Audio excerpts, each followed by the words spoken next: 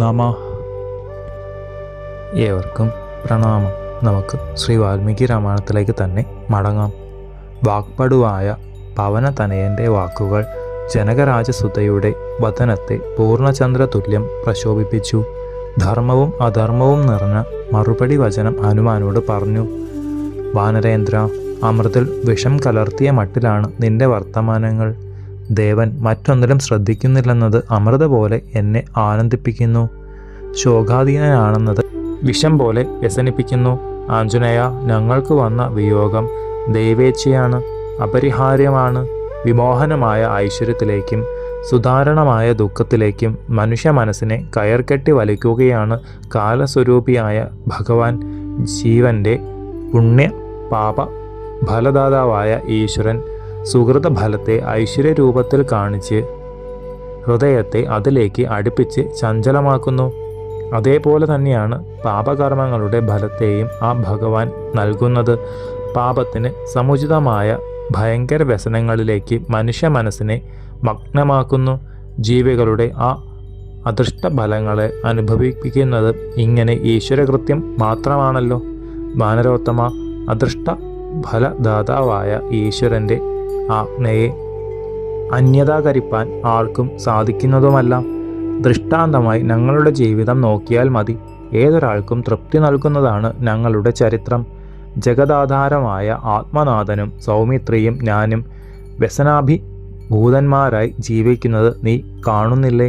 താത്വികമായി നോക്കിയാൽ ഞങ്ങൾക്ക് ഈ അവസ്ഥ വരുവാൻ വഴിയുണ്ടോ? അദൃഷ്ടഫലം ബാധിച്ചത് സ്വജീവിതം കൊണ്ട് മഹാപ്രഭു കാണിച്ചു തരികയാണ്. അപാരസാഗരത്തിൽ കപ്പൽ പൊളിഞ്ഞു വീണ ഒരുവൻ നീന്തി തളർന്നതുപോലെയായി തീർന്നു ദുഃഖമഗ്നനായ ദേവൻ. അവിടുന്ന് മറുകരയ്ക്ക് എത്തുന്നത് എങ്ങനെയാണെന്ന് അറിയുന്നില്ല. രാക്ഷസന്മാരെയെല്ലാം വധിച്ച് അവസാനം രാവണ സംഹാരം ചെയ്ത് ഈ ലങ്കാരാജ്യത്തെ മുഴുവൻ ഉന്മൂലനാശം വരുത്തിയ ശേഷം അവിടുന്ന് എന്നാണ് എന്നെ കാണുക? ഇതെല്ലാം നടത്തിയതിനു ശേഷമേ എന്നെ കാണുന്നത് സമുചിതമാകുകയുള്ളൂ. വീരപുരുഷനായ ദേവനും തൽ സഹധർമ്മിണിയായ എനിക്കും യുക്തമായ മാർഗം അതല്ലേ? ഈ സംവത്സരം പൂർത്തിയാകുന്നതിന് മുമ്പ് ഇതെല്ലാം ആ പരന്തവൻ ചെയ്തു തീർക്കണം. അത്രമാത്രം ജീവിതകാലമാണ് രാവണൻ എനിക്ക് വിധിച്ചിട്ടുള്ളത്. അതിനുവേണ്ടി നീ ബന്ധപ്പെടുത്തണം. ഞാൻ ഈ ലങ്കാരാജ്യത്തിൽ എത്തിയിട്ട് 10 മാസമായി. ഇനി 2 മാസം മാത്രമാണ് കൊടും ക്രൂരനായ രാവണൻ എനിക്ക് തന്നിട്ടുള്ള അവധി.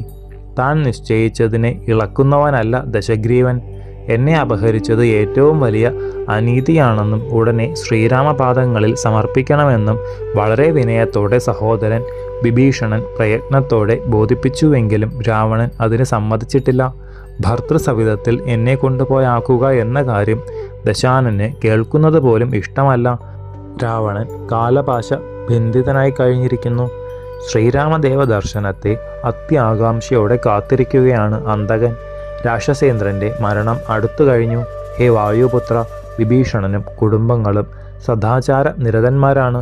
വിഭീഷണന്റെ സീമന്തപുത്രിക്ക് കല എന്നാണ് പേര്. അവളുടെ അമ്മ വിവരങ്ങളെല്ലാം മകൾ മൂലം എന്നെ അറിയിച്ചു. വിഭീഷണന് ഭാര്യയും പുത്രിയും രാക്ഷസ സ്വഭാവം ഉള്ളവരല്ല എന്ന് മനസ്സിലാക്കൂ. അവിന്ധ്യൻ എന്നു പേരായ ഒരു രാക്ഷസ ശ്രേഷ്ഠനും ലങ്കയിലുണ്ട്. വയോവൃദ്ധനായ അദ്ദേഹം ഇന്ദ്രിയ നിഗ്രഹം ചെയ്തവനും തൽ സ്വഭാവ നിരതനുമാണ്.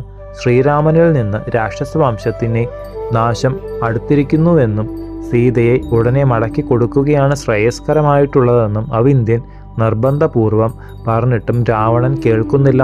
ഹേ വാനരോത്തമ, ഭർത്താവ് അതിവേഗത്തിൽ എന്നെ സമീപിക്കുമെന്നാണ് ഞാൻ പ്രതീക്ഷിക്കുന്നത്. എന്തുകൊണ്ടെന്നാൽ എൻ്റെ അന്തരാത്മാവ് പരിശുദ്ധമാണ്. ഗുണസ്വരൂപിയാണല്ലോ അവിടുന്ന്. ശ്രീരാമചന്ദ്രനിലുള്ള അനേക ഗുണങ്ങളിൽ ചിലതെടുത്ത് കാണിക്കുന്നതും തത്വാർത്ഥങ്ങൾ ഉൾക്കൊള്ളുന്നതുമായ വാക്കുകൾ ദേവി തുടർന്നു. കപീന്ദ്ര, ലോകോത്തരങ്ങളായ കർമ്മങ്ങളിൽ അചഞ്ചല പ്രയത്നമാണ് അവിടുന്ന് എപ്പോഴും ചെയ്യുന്നത്. അത്തരം കാര്യങ്ങളെ നടത്തുന്നതായ പൗരുഷവും അതിനു ശക്തിയും അത്രയ്ക്കുള്ള ദയയും അത്തരം പ്രവർത്തികൾ ഏതേത് സ്ഥാനങ്ങളിൽ നടത്തേണമെന്നതെന്നുള്ള വിജ്ഞാനവും കൃതജ്ഞതയും രഘുവംശരത്നത്തിനുണ്ട്. ഗുണങ്ങളെല്ലാം ഒന്നിച്ച് രൂപം എടുത്തതുപോലെയാണ് ജനസ്ഥാനത്ത് വെച്ച് കണ്ടത്. നേരിട്ടെതിർത്ത നക്തഞ്ചരവരന്മാർ 14,000 പേരെ സഹോദര സഹായം കൂടി നിരസിച്ച് ഏകനായി ഹനിച്ച ലോകൈക വീരനെ ഏതൊരു ശത്രുവാണ് ഭയപ്പെടാതിരിക്കുക? പുരുഷോത്തമനായ സ്വാമിയുടെ ബലം വ്യസനിപ്പിക്കാൻ ഒരുങ്ങിയ അസുര സമൂഹത്തേക്കാൾ ഉത്കൃഷ്ടമായതാണ്. ഇന്ദ്രാനുഭാവങ്ങളെ ശചീദേവിക്ക് എന്ന പോലെ അവിടുത്തെ മഹാത്മ്യങ്ങൾ എനിക്കറിയാം. വാനരശ്രേഷ്ഠ, ബാണജാലമാകുന്ന രശ്മികളോടുകൂടിയ ശ്രീരാമദേവനാകുന്ന ആദിത്യ ഭഗവാൻ രാക്ഷസന്മാരാകുന്ന അല്പജലത്തെ വറ്റിക്കും. ശ്രീരാമസ്മരണ കൊണ്ടുണ്ടായ ദുഃഖം അടക്കാനാകാത്ത മട്ടിൽ അശ്രുക്കളായി പ്രവഹിച്ചു തുടങ്ങി. മഹാനായ ഹനുമാൻ ഭക്തിയോടുകൂടി പറഞ്ഞു, ദേവി, ഞാൻ അവിടെ എത്തിയാൽ വർത്തമാനങ്ങളെല്ലാം അറിഞ്ഞു കഴിയും. അമേയ ബലവാന്മാരായ വാനര സൈന്യങ്ങളുടെ മുന്നിൽ കോദണ്ഡപാണിയായി നിൽക്കുന്ന സ്വാമി ഉടനെ ലങ്കയിലുണ്ടാകും. അല്ലെങ്കിൽ രാക്ഷസേശ്വരനാൽ വ്യസനാക്രാന്തയായ ദേവിയെ ഉടനെ മോചിപ്പിക്കാം. എൻ്റെ ചുമലിൽ കയറിയിരുന്നാൽ മതി. യാതൊരു വിഷമവും കൂടാതെ സമുദ്രത്തെ സുഖമായി കടന്നുകൊള്ളാം. വേണ്ടി വന്നാൽ രാവണനോടുകൂടി ഈ ലങ്കാരാജ്യത്തെ തന്നെ എടുത്തുകൊണ്ടു പോകുവാനുള്ള കരുത്ത് ഈ രാമദൂതനിലുണ്ട്. അവിടുന്ന് സംശയിക്കേണ്ട. ഹോമകുണ്ടത്തിൽ അർപ്പിച്ച ഹവിസിനെ ഇന്ദ്രന് അഗ്നി എത്തിച്ചു കൊടുക്കുന്നത് പോലെ പ്രസ്രവണ ശൈലത്തിൽ ഇരിക്കുന്ന ദേവന് നിന്തിരുവടിയെ ഞാൻ എത്തിച്ചുകൊള്ളാം. അതിന്നവിടുന്ന് അനുവദിക്കുകയാണെങ്കിൽ ശത്രു സംഹാരത്തിനൊരുങ്ങിയിരിക്കുന്ന ശ്രീരാമലക്ഷ്മണന്മാരെ ദേവിക്ക് ഇപ്പോൾ തന്നെ കാണാം. പ്രസ്രവണ മാമലയിലെ ആശ്രമത്തിൽ ദേവിയെ കാണുവാൻ ഉഴറിയിരിക്കുന്ന മഹാബലവാനായ സ്വാമിയെ ഇന്ദ്രനെ പോലെ പ്രതാപശാലിയായിരിക്കുന്നത് ദേവിക്ക് കാണാം. എൻ്റെ ചുമലിൽ കയറിക്കൊള്ളൂ, സംശയിക്കേണ്ട. ശശാങ്കനോട് രോഹിണി നക്ഷത്രം എന്നതുപോലെ ദേവനോട് ചേർന്നുകൊള്ളൂ.